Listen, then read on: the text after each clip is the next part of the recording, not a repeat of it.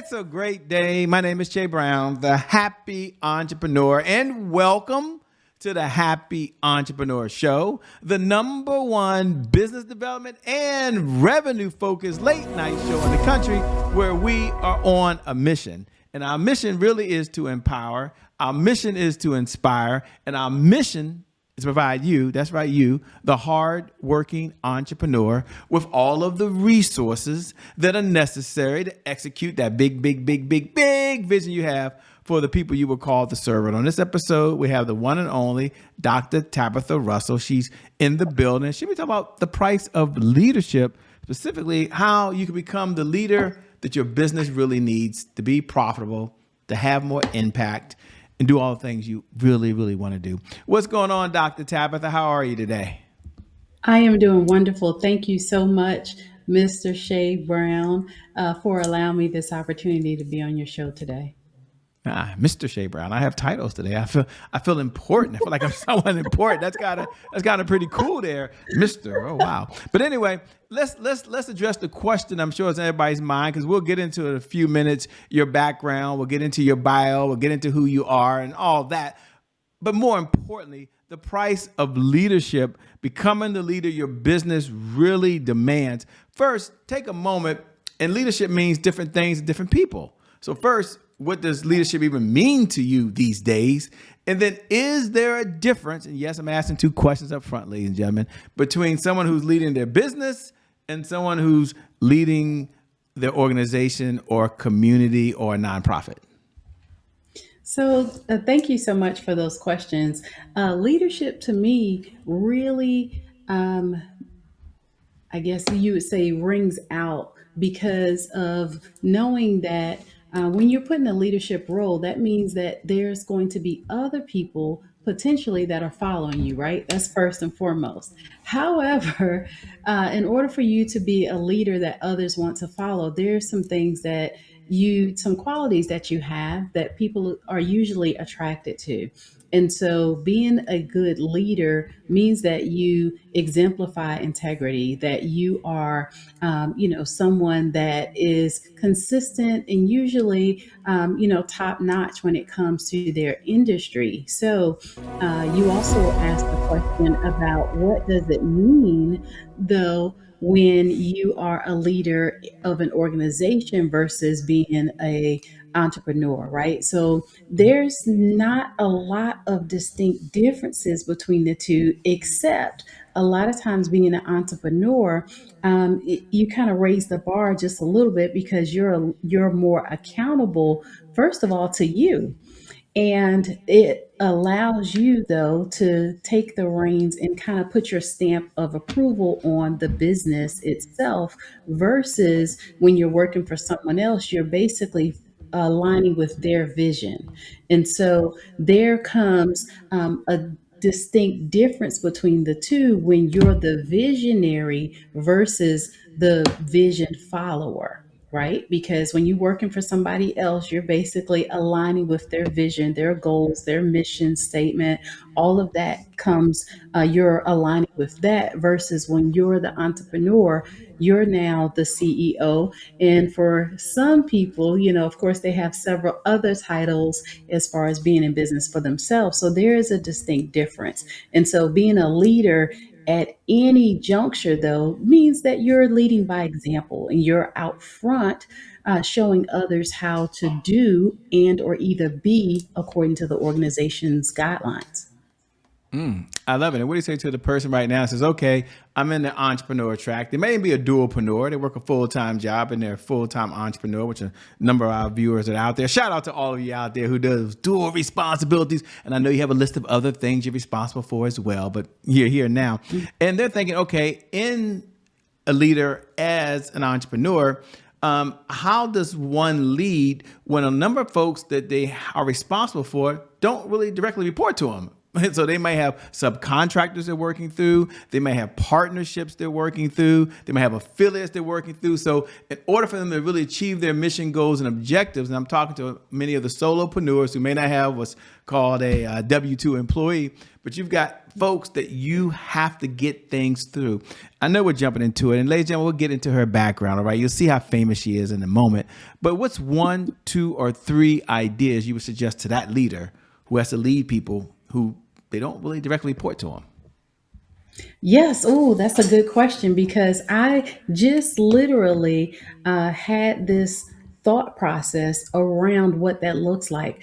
For one, I believe that you should let the experts be the experts and let them do what they do so they can do it quicker, sometimes a little bit smarter, and they can put their genius on it, right? So when you're working with people that are not necessarily your W-2 employees, allow them though to be great in the space that you employ them for, right? Whether it's gig work or whether it's a contract or somebody that you want to bring alongside you eventually, but right now they're just working until you make them a W 2 employee as a contractor. Allow them, though, that autonomy to be great in that position. Number two is also check behind the checker, right? Just because they're not necessarily a W 2 employee does mean that you need to have some checks and balances for them, meaning that you have a handle on how the work should go and you continually check behind them to make sure that the work is going smoothly. Number three is also you want to treat them as if they are a W 2 employee, meaning that you give them the same level of respect. You continue to foster that relationship so that should a opportunity come along, then of course, allow them the opportunity to be the first person that you select to come on board with the company, because you can foster some really good relationships. And because I'm in the space of working with coaches from around the country,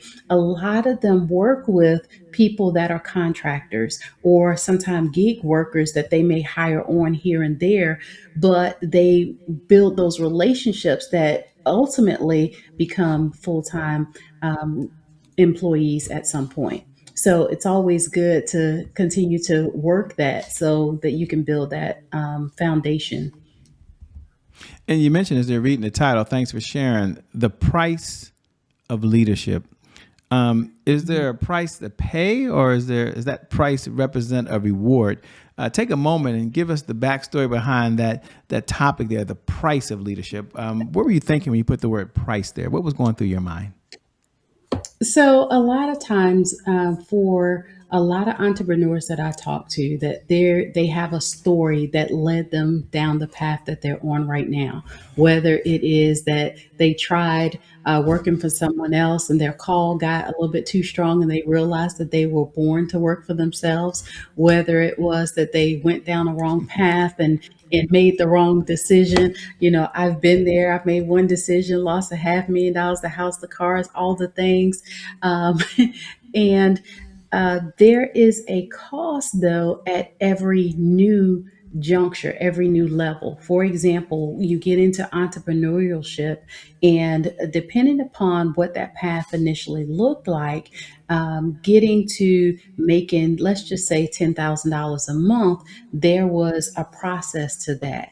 And with that process, there was a cost associated to that. And you mentioned something earlier about paraprofessionals, right? Dualpreneurs. And so for them, sometimes it may cost them sleep sometimes because they sacrifice time to work on their business after they've worked their full-time job, right, for someone else. So there's a cost associated with that. Now let's just take this person that's trying to get to $10,000 a month. Well, now they want to increase it to 25,000 a month, or they want to have their first six-figure year.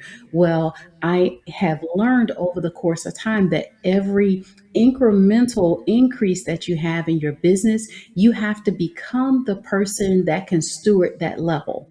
And for some people, having a $10,000 month and a $25,000 month could look completely different. And if you don't have the proper things in place, like, automation or a process to service your customers, it could cost you greatly. So having those things in place is the price that you pay up front to be ready to handle the amount of business that you project that you're going to have, to make sure that you have really good processes to be able to service your clients. So you're going to pay the cost one way or the other. Either you're ready or you're not. And that ultimately could make or break your business. And that's the cost of leadership. Well, if I'm not ready, I better get ready, huh? That was spot on. As we slow down and we'll speed back up, folks are meeting you, some of them for the very first time. I know you're famous. You traveled all over the world. You do some amazing, incredible things. And someone's listening right now while they're in the kitchen right now cooking. Thanks for tuning in. Someone might be riding home after a long day, or maybe you're watching this and you're watching the replay and you're out there. Thank you so much for tuning in. You can spend your time doing a lot of things. You choose to be with us. We appreciate that. So we'll have Dr. Tabatha slow down and take a moment. And the question, Dr. Tabatha, who are you? I mean, who's this person speaking? Who are you? And what's the backstory that led you to really doing and being so passionate about helping leaders become the person they need to do to meet the demands of their business? Well, thank you so much for asking that question. I am a serial entrepreneur. So I work with coaches from around the country to be clear on their signature messaging, but more importantly, create multiple streams of income. I was the individual that set out on a track from the corporate space to being an entrepreneur and literally lost everything. I mentioned earlier about how I made one decision, lost $500,000, the house, the cars, all the things, because I got into a partnership and I thought I knew what I needed to know about entrepreneurship. So going through that process, though, made me sharper. I quite often like to say that it was a blessing of a lifetime because it allowed me to rebuild my foundation, but build it back stronger, more solid, and put some things in place that I didn't have in place before. Nobody told me that I needed to have a lawyer on my staff or an accountant in my back pocket. So, needless to say, now that I help others, I am passionate because when you don't know what you need to know, it can not only cost you, but some people don't have the autonomy to be able to bounce back from that. And so I basically help people to make sure that they have the proper structure to build generational wealth and ultimately multiple streams of income. And what do you enjoy so much about what you're doing these days? Well, I absolutely love it because I like seeing people win and really set themselves up for success and create a lifelong legacy. Matter of fact, a legacy that will outlive them. And I will say that had somebody helped me through that process initially, I believe that I would be even further than what I am right now. However, the path that I went on allowed me to be able to learn a lot and the education, the experience that I have now, it helps me to help others to now build generational wealth and put some things in place that their name, their legacy, their business can continue on ultimately without them. Yeah, you mentioned the word legacy a couple of times. Legacy means different things to different people. What do you want your Mhm. legacy to be? I want my legacy to be financial literacy that we build, first of all, by example. Our family have been really working together to put some things in place so that we will have generational wealth, but more importantly, not just the money, right? We want to not leave receipts, we want to leave some assets. So, showing what that pathway looks like is what legacy means to me, but more importantly, that we do it together. Time out for us four and no more, but really as a family, putting together the things necessary to help. If something happens, somebody else can pick up the blueprint and continue to go on with it. So that's what legacy means to me. Yeah, and one thing you talk about a lot, and I've had opportunity to even break bread with you, by the way, and see in a number of different environments, is about mindset. And Mhm. it's one of those things that we can take for granted. Like I take the air for Mhm. granted. By the way, I take waking up in the morning for granted, and I know every morning, 150,000 folks do not wake up every single morning. So we're blessed to wake up today. Take a moment and talk about the leadership mindset and how that relates to the wealth mindset, or maybe they're one and the same. Mhm. I believe that they are one and the same. Mhm. First of all, I always say that you have to want it, right? You have to want to be the leader. You have to want to steward $1 million or more. And nowadays, $1 million is not what it used to be, but the mindset around that says that you have the capacity to be able to now handle that level of money, having it in your account or having the ability to make it at least is everything. I find that those that have the ability, we'll use athletes for example, a lot of them get $1 million contracts while they're in the league. Well, when they leave the league, there's a large percentage, and the numbers are somewhere around 60% or more, lose it within 2 to 5 years of leaving the league. That to me tells me that there's a mindset problem. There's also a skill set problem. So the money mindset and the leadership mindset are one and the same, because you have to be able to have things in place that's going to allow your legacy, your leadership legacy, and your money legacy to be able to go on.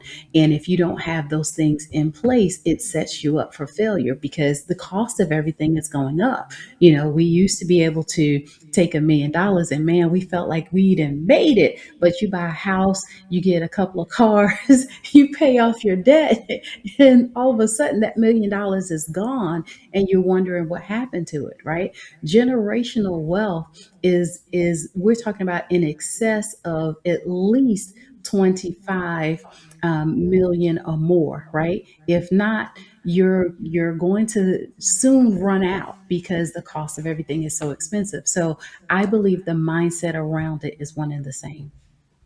Yeah, you have to have the mindset around it. And, you talk about that you can take small shifts. And if you make these small shifts, at least you having more influence. When you have more influence, you have more impact. When you have more impact, you make more income, right? I mean, I don't know if that's a triple alliteration, I.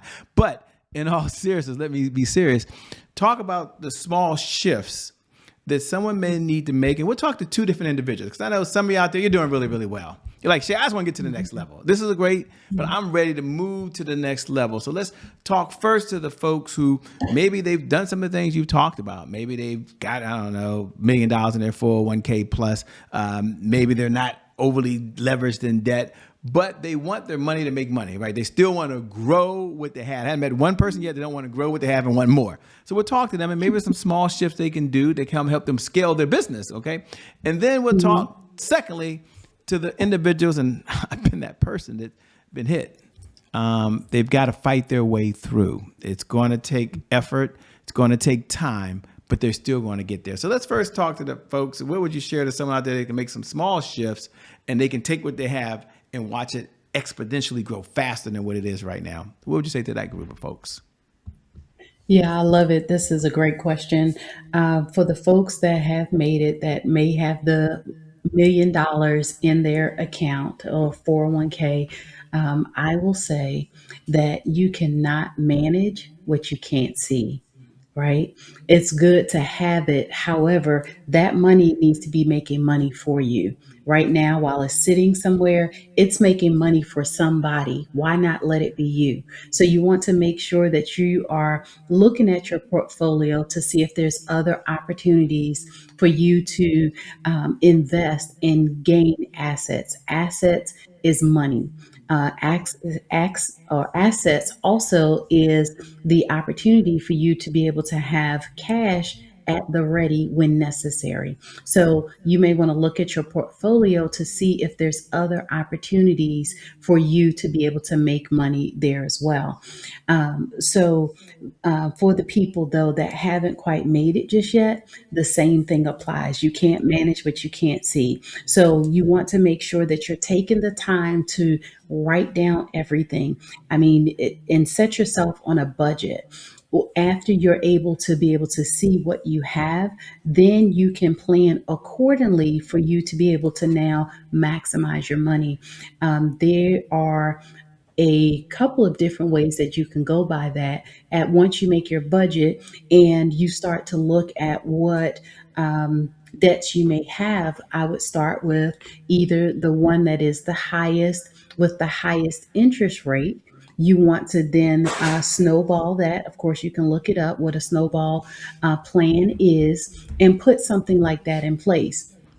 Also, make sure you have a savings as well as an emergency fund. I find that most people are 1 to 2 paychecks away from homelessness or losing their bank accounts, right? So we want to make sure that we have something in place if something should happen down the road and you need expendable funds. So either way, both people in both categories need to make sure that they're managing their money properly, that they're taking a look at what their expenses are versus their assets, and then put some things in place to have their money making money for them. Like, I like to call it pillow money, right? You wake up and all of a sudden you see a few extra dollars in your account because somebody bought a product or service or you provided them with something. You want to make sure that you have the ability to do that, or your investments are just working out for you. Words of wisdom from the one and only Dr. Tabatha Russell. You think about it, I love to ask, what's one of the best pieces of advice you've ever been given? It's one of my favorite questions to ask because you've had a lot of mentors along this journey of life. You read countless books along this journeys of life, watched probably more videos, been in more trainings, and 10,000 hours. I mean, what a joke. You can do that today just scrolling with one thumb, right? So, but if you had to step back and think about one of the best pieces of advice you've ever been given that you want to pass along to someone else right now, what would it be and why? I would say that earners are learners. You want to be the best that there is. You want to be at the top of your game. Position yourself to master your craft. Like, don't play with it. Don't just dibble and dabble with it. Don't call it's a hobby if you don't make more than, I would say, $2,500 for the year. It's a hobby. Okay. So if you want a real business and you want to consider yourself a real entrepreneur, then master whatever it is that you're doing. And you want to make sure that you're pouring into yourself every single day and have a daily routine, whatever that is. Get up in the morning, listen to something, read something, and make sure that you are ready so that you don't pour out of an empty basket. It's far too many times that we see that people get so far in business and they start to struggle because they've exhausted their resources, right? You have to be resourceful as far as being an entrepreneur. So the best advice that I've ever gotten was to master my niches. Good question. What does success look like for you these days? Success is keeping me real busy, traveling a lot, as well as my coaching groups are going well. And we do the Powerful on Purpose Summit every single year. We do it twice a year where we bring speakers in to Columbia, South Carolina, help them to be clear on their signature message and put them in stage of potentially their ideal client from around the country. So success is going extremely well. Real estate is going extremely well also, and book publishing seemingly. So all of it is keeping me really busy. So success looks good these days. I love it. I always like to ask that question. What does it look like for you? As we come down the home stretch, two-part question. What type of client is your firm looking to work with these days? I think that's important for folks that are watching and listening. And number two, how can they best connect with you? Like what should they do? If they're watching, they're like, man, I love this conversation. I want to stay in a conversation with Dr. Tabatha Russell. Where should they go and what actions should they take? Yes. So we work with high achieving leaders, executives, entrepreneurs, and even budding entrepreneurs today. Those that have an idea, plan, a vision, a purpose, and a calling on their life. We work with them to take their idea to an actual concept, a product that they can share with the world. And anybody that's interested, they can connect with me at drtabatharussell.com and on all social media at I am Dr. Tabatha. Well, let me say two things. Number one, thank you so much for being on the Happy Entrepreneur Show. We've definitely got to have you back again. We appreciate you. Thank you so much. It's been a pleasure. And thank you. Thank you to viewers. Thank you for tuning in, by the way, because without you, Well, we don't have a show, by the way. You have a lot of choices, but you choose to be with us. I never get tired of reminding you every night at 11 p.m. Eastern Standard Time, no matter what's going on in your life, whether you're doing really, really well, as we talked about earlier, and you're going to that next level of success, or you've been hit with the punch that you really never saw coming. The one thing I do believe is that you get a fresh start. You get a do-over, and today is your day. With that being said, thanks for joining. My name is Shay Brown. Thanks, Dr. Tabatha. We out of here. Peace, everybody, and we'll see you, well, as I like to say, on the other side. We out.